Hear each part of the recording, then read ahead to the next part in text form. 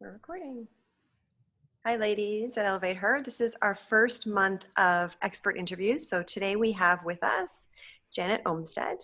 Yay. Hi, Janet. Thank you. Thank you, Janet. Janet's a dear friend of mine. We've known each other for a long time now. Our sons played baseball together. And we've kept our friendship going, which is great because our kids have gone on and are doing their own thing now, and we're still connected, which I love. And so Janet is an author, she's a speaker, she's a media professional, precision nutrition level 2 certified coach, personal trainer, and play expert. And I have to say, as far as the play expert goes, you're one of the people that I know out of probably my entire network of women, you're one of the women who walks her talk the most. Thank you. And honestly, it's such a joy to watch you do that. So. I appreciate that very much. For 20 years, Janet has been helping clients achieve a healthy balance through play. In 2019, Janet launched her Play for Life system. Here's her book, The Playbook, and to help women 50 plus become stronger, healthier, and happier. And I'm sure it's not just 50 plus who are eating this book up. I know. Well, I'm not 50 yet, and I'm eating this book up. So. Thanks. So there you have it. That's Janet. Janet, share a little bit more about yourself. I know you're a mom, you're a wife, you're so much more than just. I'm a dog owner. You're a dog owner, Cooper. Yeah. I wear many hats, girls, many hats. But don't we all, right? It's I feel grateful that I get to live my passion and my mission, and I have any opportunity to help people and be of service to, make the world a happier, healthier place, one playground at a time, literally. But yeah, I've been in the health and wellness industry for 20 years. And I was actually saying to a client yesterday, next year I'll have been a trainer. I started as a trainer. It's my second career, by the way. But I started as a trainer in 2001, right when we moved back from Amsterdam. We'd lived abroad for 5.5 years. And it was at that time I wasn't able to work when we were transferred overseas. My son was actually born in Holland. And then, I wore the full-time mom hat for a while and pursued I am a big runner. I've always loved to be active. My father was a very good role model for me and my mom, but he was a big kid. So we had lots of time to learn a lot of things. And so I just was able to become a trainer when I got home. So that's 20 years. It's crazy. Wow. 20, it just flies by, doesn't it? Totally. And it's so funny. If you would have told me when I graduated with a history and film degree that I would be a writer and a trainer and a health coach, I would have been like, right. But I love it. It's just it's such an amazing career for me. I love it. Definitely. So Tammy mentioned the Play for Life system. So my understanding is that is a coaching program to help busy women take control of their health while also managing their lifestyle related concerns around their nutrition, maybe around their exercise, around their levels of stress. So given that you studied history and film, yeah, and the direct correlation, as you say, to being a health coach. The dots, yeah. Right? Tell me a bit about that Play for Life system and the inspiration to write the book. How did it all come about? Where did it begin? Well, my inspiration was that the seed was planted by a very good friend of mine from camp. Right after I became a trainer, we were having lunch, and I've always loved to play. I am a big kid, but when people think play, I actually had one coach say to me, okay, play. So I think of wrestling with my son, and I'm like, well, that's play, but there's a lot of spectrums of play. And I didn't think that there was a system that existed, a coaching platform that existed that spoke directly to busy women who, like all of us, wear a lot of hats. And, there are a lot of clients that come to me with, they've put everybody else first. They have the best intention of moving their body and eating well, and they have, the stress of juggling a lot of things, and maybe they're almost retiring or, changing jobs, or things are, dynamically shifting all the time. Right. And they would come to me and say, oh my gosh, my doctor just said to me, if I don't change my lifestyle, I'm going to have to go on medication. And that just freaks people out. Rightfully so, right? When you think you're doing all the right things. So, you know, in the coaching paradigm, until I built this system, this curriculum, and this program, there wasn't a lot out there, and it's all pretty much, you know, and you know, someone can read my book, which is fabulous. I hope people do, because I'm getting the feedback that it's really speaking to people the way I hoped it would. But if they want to take their you know, health to the next level, and they're looking for someone that has a system and understands that, I built it. So that's, yeah. And what better way to teach something is, you know, rather than coming from a place of where you've been, right? Like, so we all know, everyone knows that we should be moving our bodies 30 minutes a day. We know that what we should be eating and what we shouldn't. There's never been more information out there. It's True. all out there. Yeah. However, in my experience as a performance coach, I know that that information's out there too. But the reason people want to work with someone like you is because you've, like Tammy said, you've walked that walk. You've been in your shoes, and you've been through this program that you developed yourself, and you know the results attached to it. So tell me a little bit about the program, if that's okay. Yeah, sure. I'll tell you, actually, I forgot to mention one of the catalysts for me, specifically working with preventable chronic lifestyle disease spectrum, which, you know, there's, I forget the stat. I think it's 70%. It is 70% of chronic illness is preventable with lifestyle prevention systems. And you're right, there's a lot of information out there. But one of the catalysts I want to mention is that blood pressure runs in my family, blood pressure issues.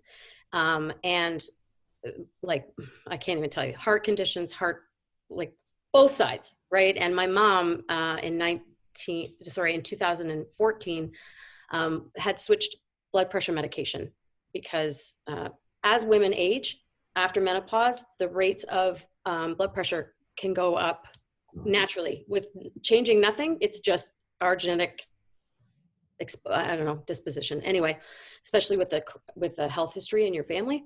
Right. Anyway, she almost died because she hadn't had, with the blood pressure medication she was on, she needed to have blood work done. And the doctor didn't tell her, or she missed that memo, or something happened. Anyway, the next thing I knew, very, very slowly, over about a month, she just became really sick. And we couldn't figure it out. She kind of stopped eating, and then she collapsed, and we got her to the hospital, and they said, you know, her sodium levels, so sodium in your cells are essential electrolytes to keep your cells thriving. And her sodium levels were so low, she probably would have had a stroke, and people would have gone, oh, well, she was 84 and, you know, it was her time. But no, she could have died had they not caught it. And so I kind of had this driven mission to be like, okay, that's not right. You know, like, how can someone like my mom have that happen to her? And I gotta, you know, I kind of kept it in the back of my mind. So that's where the catalyst for change and all the right things to do. There's no right or wrong way, but the system that works the best is starting with movement, nutrition, and managing stress. It's the three things a doctor would say to you. You have to do this, or you go on medication. And I was like, well, you don't have to do that, because I'm here.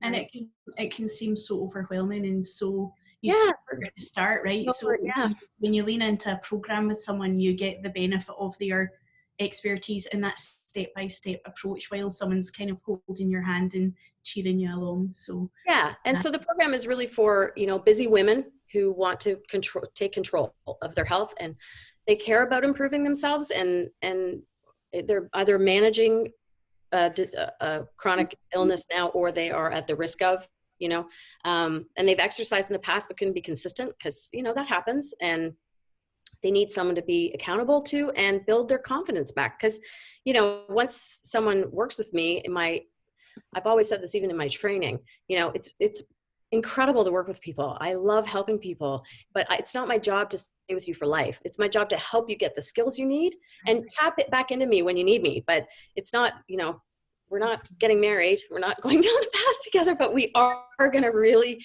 help. I'm going to help you and it feels great to do that.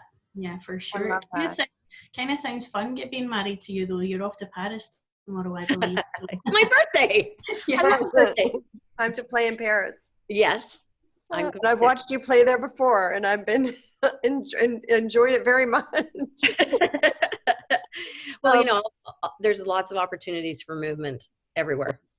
Yep. True. Mm-hmm. And anywhere and everywhere, right? Mm-hmm. Yeah. I love how you broke it down into bite-sized pieces in the book. And I think that, you know, and Laura and I talk about this a lot. And I think this is a great message for the ladies at ElevateHER to listen to, because, and we talked about this on our monthly coaching call a couple of days ago, where it was like, if we can just manage life in bite-size, you know, in small bite-sized pieces, it just completely removes the overwhelm. And then we actually can knock things off the need to get done list. And we're not putting ourselves in a position to abandon ourselves, right? When we can. Absolutely. So can you chat a little bit about that around the bite-sized pieces? And I'm talking specifically around, you know, the calendar that you created or the outline that you did for the one day, where it's like, this is the time, this is what I'm doing, and this is the position that I'm in, right? Oh, for sure. And, you know, that's a huge part of when people say to me, oh my gosh, I don't have time, and breaking it into bite-sized pieces. I learned this through my level 2 coaching with precision nutrition. You know, one of the exercises we went through, which really impacted me, and I thought, oh my gosh, like if I can help people with this, is taking a whole day. And I mean, in my book, I start at 5 a.m. and I end at 10, but it could be, you know, if you're a shift worker, you might start at 5 p.m. and end at 5 a.m. Like, and really literally for a day, and in my course, it's a little more, but for a day, this is downloadable, by the way, on my website, janetomstead.com, the PDFs that are in my book. Oh, amazing. If someone wants to do this. Anyway, so yeah, if you actually just start to take notice, and that's half the battle, right? Just being the awareness level of, or you think you're moving enough, for example, we'll use exercise, or you think you're, I don't know, let's just use exercise, and you mark down every half hour. Some time charts are every 15 minutes, but I think I chose every half hour, and mark down what you're doing. Like, okay, I get up at 5, and then I, you know, and how you're moving in that. Like, are you sitting having breakfast? Are you sitting all day? Are you commuting all day? When are you standing up? When are you lying down? When are you, you know, the activities where you're positioning in your body, because all movement matters through the day. You know, everybody thinks, this is the other mindset shift for people. They kind of go, whoa, really? You know, we are all, by the World Health Organization, required 150 minutes of movement a week. And add that to a busy woman's mindset, and they're like, what? Yeah. How much is 150 minutes in? And when you break it down, 7 divided into 150 it works out. Let's just use 20 minutes as a round number. It's really 22 minutes a day at the right intensity for you, no matter what. And you know, not everybody can get to a gym. Not everybody likes the gym. But if you understand that after doing your time chart, you have 5 minutes between while you're waiting for a bus. Well, geez, what an opportunity to do some squats or calf raises, or, you know, there's lots of ways to be more active. Park the car farther. You stop going to the drive-through. If you make this is an incredible mindset too. Like, if you make a 1% improvement a day, so let's just take drive-throughs, for example. Okay. It's a very common thing for a lot of people who are commuting and doing all that. You know, if you just parked farther every time, no matter the weather, you parked, and that was your 1% improvement a day, in a year, that's a 40 times performance improvement. Now, you are not going to become an Olympic runner, but you are going to be moving your body, and your body needs movement to thrive. So it's little things like that. That was a huge awakening for me, because when I saw that, I'm like, okay, so here I am sitting, sitting. Oh, sitting. Oh, you're sitting again. It's like, well, the other thing you can do is set a timer. I suggest that for people, you know. Everybody's got one of these, right? So when you're sitting down to focus, set whatever parameter works for you. Like, maybe you focus well for 50 minutes, or maybe you focus well for an hour and a half, whatever it is. Set the timer. When that timer gets up, move. Like, go do something. Take the stairs, go around the block, do something. So I have a skipping rope by my desk. I just get up and skip for 5 minutes. Man, it clears your head. You get more energized. You know, some people think, oh my God, I got to work out. No, you don't. You get 5 minutes. Right. You can find it 4 times a day. There's your 20 minutes. Yeah, it's a holistic improvement, right? Everything comes into play. Absolutely. Comes into play. That's good. Yeah. You know, it's so funny because I remember hearing one time that the CEO of Walmart had a stand-up desk, right? And the reason he had it was so that he would exhaust people. They'd come in to meet with him, and 15 minutes like of standing and meeting with him, they would be like, oh, I got to get out of here. And so he did it to keep his meetings short, to make the most out of his day. But little did he know that he was actually improving his health at the same time. Yeah. Yeah. Right. There you go. So let's talk about let's talk about the motivation around the book in terms of self-motivation, because the statistics say that only 4% of people who say they're going to write a book actually write a book. What? Yeah. Come on. 4% of the people who say they're going to write a book. And I get it. I understand that piece. But I'm curious, you know, what within you had the idea, birthed the idea, sat down and wrote the book and actually got it done? Well, I was actually out for a dog walk with my girlfriend a couple years ago, and I have a dog. His name is Cooper. He's my play date every day. The most amazing eyelashes ever on a dog. On the floor, sleeping behind me right now. Anyway, thank you. He's very sweet. And I was walking with a friend, and I had this idea for my book. I was explaining briefly. My friend from camp said, Jan, you should totally write a book about play, like 15 years ago. And that seed was planted. And then I was out for a walk a couple years ago, and my dad had just died, and I had talked to him about it, and I wasn't sure what to do. And then I was at a Christmas party prior to seeing my friend on our dog walk. One of those like in-home things, you know, people had little stalls, and one of my really good guy friends growing up, his name is Peter Neal, he was there with his cookbook. And I was like, Pete, you wrote a cookbook. That's so cool. How'd you do it? And he said, don't ever write a book. And I was like, oh, come on. I've had a book in my head for so long. Like, I got to get it out of here. I got to help people. Like, I really need to get it out. And he goes, okay, all right. So I'll give you who I use, but okay, don't hate me after this process. So I went for a dog walk with my friend. I said, I think I found someone that I'm going to call to write my book. She goes, you totally got to do that. So I did. And, I hired an editor. I self-published. And then it was a 2-year process, just the whole thing. I used to work in television production, actually, and I was recently saying to somebody that it was a lot like producing a piece. You know, there's so many elements that come into gathering all the materials and putting it in a storyline and in a way that people can relate. So yeah, that was a helpful thing. And yeah, so Tracy helped me, and she was amazing to work with. I was really lucky. She was more excited about my book than me. So I knew I had found the right person. I love that. Every time we met, she was like, oh my gosh, I had the best idea. And she'd tell me, I'm like, oh, I can't believe you thought of that. That's so great. Like the little play line on the bottom of the pages. Yeah. There's a play line that goes through every page that, you know, she said, I can just imagine that. And just little tips. Like you can open the other thing was opening the book and having it be usable right away, you know, not kind of go, oh, here's another exercise book. Here's another. I didn't want to write one like that. It's so good, the book. And so did you find through that 2-year period, did you ever have times where it was like, why am I doing this? Totally. I'd be doing this, questioning yourself, going in and out, like, yep. And how did you manage those times? Play? Yeah. You know, I think because the process, well, half of my personal struggle is that I've learned through that process that I'm impatient. Like I really have, it's not that I expect things faster. I just think, okay, well, I think this, so it will happen. Right. And so it actually took the 2-year factor was really hard for me. That was a real struggle because I kept thinking, okay, well, we're almost done. Let's get it going. And she'd be like, no, it's not ready. And I'd be like, what?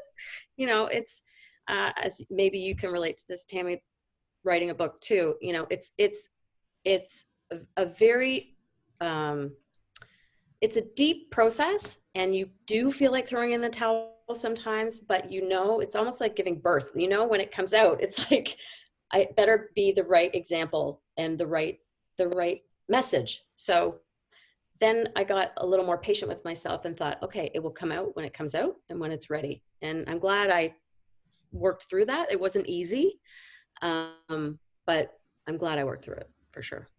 Awesome. We are. Oh, thank you. Thank you. I just, it was so interesting because this dog is like sneezing on me. Sorry. I'm getting Your dog on. sneezing? Oh, that's hilarious. I was, I flipped through, sometimes I'll flip through People magazine and specifically around research around abandonment rejection. And that's not what I was doing the other day, but I came across this photo of Kim Kardashian and her family at breakfast. And she's got 4 kids, right? 4 kids. She's married to a musician named Kanye West, right? And so I don't know a lot about her, but then I started to get interested. I'm like, oh, and then I find out she's got 2 kids to a surrogate. She's in law school right now and just finished her first year of law school and is working to get her law degree so that she can free innocent people from prison. And she's already freed a couple people from prison. And I thought, wow, love her or hate her, Kim Kardashian. I love people who live life without limits. Like, it's so inspiring to me to see people. You can't have a baby, or you're having struggle having a baby, you go out and get a surrogate. You see people struggling in prison and knowing they're innocent and want to get them out, so you go back to school and you start to get your law degree. And you have a message around playing that you're so passionate about. You're like, I'm going to write a book, and you write a book. And to me, it's like the river that flows and there's no debris, or when the debris lands, the river finds a way around it. Right? For sure. 100%. It's so inspiring to me, and you inspire me in that way.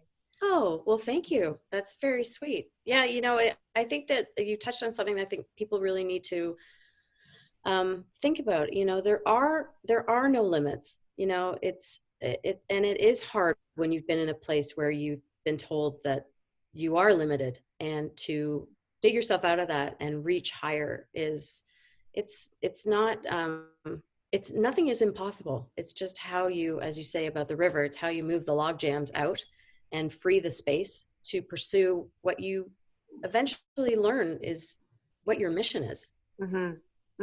So true. Absolutely. Absolutely. And Tammy, this is something that we speak about a lot. It's about congruency, right? Like, it sounds to me that you're living so congruently with what your message is, and that comes across. Like, I think it's very easy to spot in a person. So if you think about from living from this authentic place that you do, which so many people are not, right? Because they're staying in that box that people put the limits around. For sure. Invisible limits are around. And creating this incredible platform from which you're super blessed to help others. I'd love to ask you, like, what would be a little nugget that you could share with the ladies of ElevateHER in relation to the importance of play in their lives and playing without limits? Oh, well, that's a really good question. And I have to say, don't play by the rules. Music to your ears. There are no rules. Love it. You are only, people think they have to do things a certain way when, play or business or religion or what, it looks different to everyone. And just because you want to do it differently, it doesn't mean it's wrong. It just means that speaks to you. So, geez, I like jumping in puddles. I think that's playful. Other people might think I'm like, what are you doing? But it's fun to me, and it gets my heart rate up and it makes me feel good. Or there's just there's so much opportunity to think outside the box, and it's not, I'm not trying to tell people be rule breakers. That's not, where my message is. It's really, there's just so much opportunity in the world if you open your eyes. It's Mhm. right there. And I work with a lot of people, especially about their vision and understanding what they, working through what they want for their life. Because unless you have a map, it's really hard to know how you're going to get there. And it doesn't mean has to be the same. Yours doesn't have to be the same as mine or the same as Tammy's, but as long as you're living as close to that road or as close to that vision as you can, it just fuels your path. Yeah. Mhm. I love it. That's the best piece of advice. And I am a rule breaker. I'm a complete rule breaker. Are Always. you? Yeah, Tammy's laughing because she knows, right? Like, I have always lived by it's easier to ask for forgiveness than permission in life. And I just love going out there and playing full out. And it's actually honestly something that I have struggled with from other people's perspectives, not from my own, but I've had criticism around that from playing full out so much in my life. And, that attitude of almost like, who does she think she is? Yeah, and that's something that's come into my life a lot. And I'm not bothered, right? Like, I want to play full out and I know I'm here to play full out. But if there's someone in the group that's holding back from fear of judgment or fear of what that might look like when they step into that true authenticity or that congruent life that they want to be living, is there anything you can speak to around that would help them just step into that more and know that they're safe and that they're going to be fine? Yeah. Well, a big part of me is driven by the fact that, I've almost lost my life 3 times, and it's been a part of continuing. I'm still here. And when life gets complicated or you think you're being judged or you have a fear, man, it could all end tomorrow, right? So, stretch your boundaries, get uncomfortable, because Jesus, it's hard to get uncomfortable, but you learn so much and there's so much opportunity just on the other side of that wall. Like, I'm sure you guys are like that too. I can see it for people. I know it's there. Mm-hmm. And it comes from self-compassion and, you know, really listening to your inner voice about how you want to show up in the world, and don't stray from that. There's no need to. Do you think the potential of losing your life is something that inspired that inside of you? Maybe. Well, especially when it came to taking care of my health. I mean, I ignored warning signs the first time things got a little scary. It was 6 weeks before I got married. I had a ruptured ovarian cyst, and I was up north outside of Toronto, and I was actually I was bleeding internally, and we didn't know. I didn't know, but I got really sick, and I remember thinking, I will never take my health for granted, ever. And so I've lived to that for sure. But so much happens in the world, and you think it's crazy and it's out of control, but you can't control what's going on anywhere else but what's inside of you. And having the gift of having difficulty, you just, the perspective and what you learn and how you're able to keep moving forward, especially with a group like you guys have, and support with each other, and have the opportunity to make safe failures or play ideas off of each other. I don't think any ideas, every idea needs to be exhausted to make sure that, you're living your truth, for sure. I love it. Thank you so much for that. So lastly, Janet, I read a review of your book, the playbook, that said this is a must read for anyone who values their health and wants to live a long and healthy life without punishing their bodies in the process.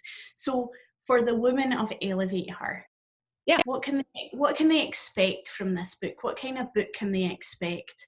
And how can we best get our hands on this masterpiece? Oh, well, what can they expect? They can expect to think differently about what exercise means to them. And,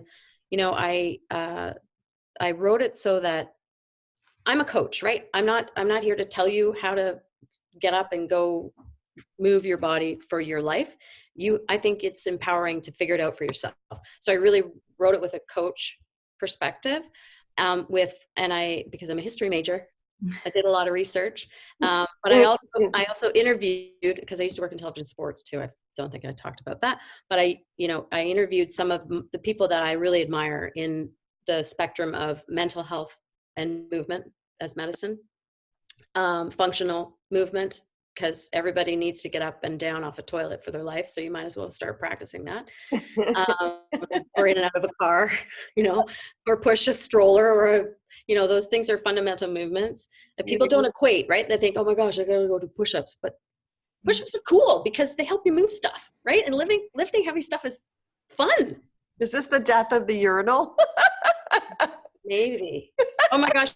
I was this is funny. Last week I speak at book clubs. I do it like this or in live with people. And once they read my book, and one woman said, who is not motivated to exercise, she hates exercise. She said at the thing, she's like, I'm allergic to exercise. And I said, oh, okay. She goes, but your book changed my life. And I was like, oh, okay. If I never sell another book, that's fine, because that just felt so good to hear. And I said, why? What happened? What was the motivation? She goes, okay, I don't think I can stand up and show you right now, because I've been motivated to add something to a thing I already do. I go, what's that? She goes, well, every time I go pee, I squat 5 times. Now, I'm trying not to drink so much water because I keep going to the bathroom. She goes, I'm doing like 50 squats a day and my legs are so sore. And I was like, oh my God, that's brilliant. Good for you. Yeah. You can take a day off in between. Like, don't hurt yourself. I didn't write a book to hurt people. I wrote a book to motivate people. She's getting a bum like Kim Kardashian. Well, there you go. All movement matters. See? There you go. Yeah. So I thought that was funny. Yeah. Anyway, it's just movement is medicine for your whole body. And there's no reason you can't find time or something you love to do. One woman actually at the book club said, okay, can we go play hide and seek right now? And the host said, oh my gosh, my house is so dirty. No, this is like a 60-year-old woman. And I was like, I love that. Of course, I'll come back. We can play another time. Absolutely brilliant.